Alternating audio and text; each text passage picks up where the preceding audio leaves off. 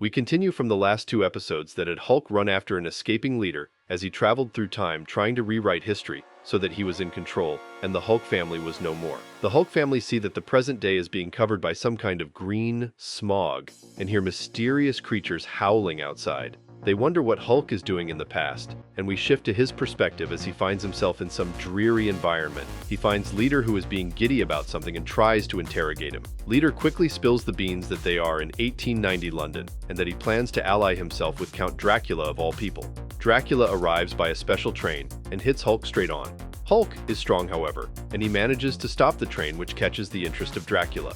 Dracula calls his minions to attack Hulk and capture him, and so they fight.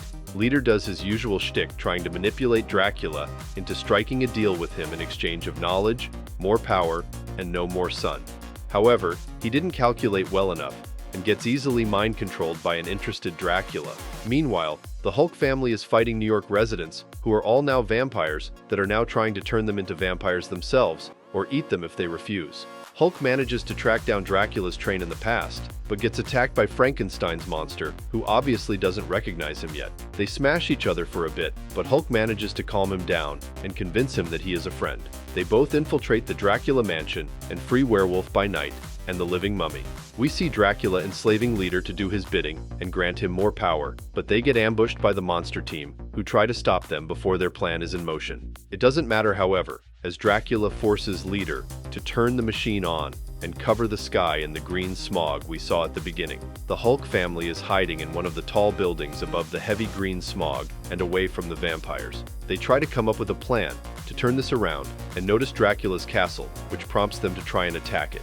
Meanwhile, Hulk is teaching the monsters about teamwork as they fight the now awakened vampires and defeat Dracula. Dracula and Leader leave to enact their plan on a much larger scale, all while Hulk finally destroys the machine and gets rid of the vampires attacking him. The monster team ran away a while ago. Hulk tries to talk some sense into them and even mentions how they become heroes fighting for humanity in the future, but it doesn't move them an inch, so he goes to fight Dracula and the Leader alone. Hulk jumps on the train and tries to get Leader out of Dracula's hypnosis, but finds him already far gone, thinking he is his actual servant. Dracula then shoots Hulk with a gun that transforms him into a vampire servant. Back to the present, the Hulk family gets ready to fight Dracula and end his reign on the world.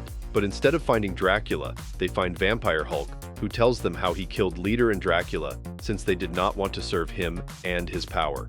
Vampire Hulk gives them the same choice, and they try to talk some sense into him, but he attacks them. In the past, the monster team jumps on the train to help Hulk against Dracula. They fight, but Dracula proves to be a strong opponent. Hulk manages to get one last thunderclap out to clear the skies of all the smog and burn out the vampire virus eating at him. He fights Dracula and manages to overpower him and defeat him using the sun.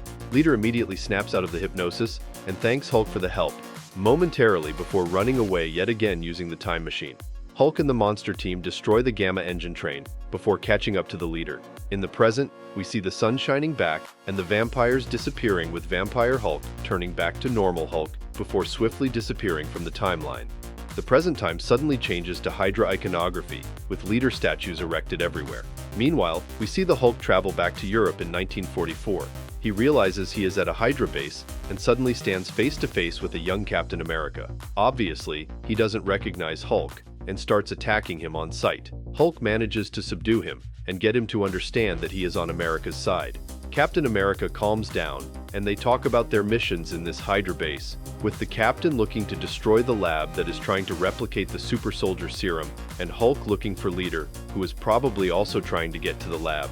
Suddenly they get spotted and swiftly attacked by the Hydra goons. They manage to smash their way through and knock them all out. Back to the present, the Hulk family is still getting familiar with their new Hydra environment. They see a broadcast of Hydra supporter J. Jonah Jameson introducing the world leader, the Leader. An anti-Hydra protest pierces their attention on the streets, and they see Hydra as trying to stomp the display of free speech, but not before an old Captain America joins the scene and attacks the Hydra agents. The Hulk family chooses to help him out and smash them as well. Captain America tells the Hulks about the weapon Hydra used to control the world, and they agree to team up to finally destroy it.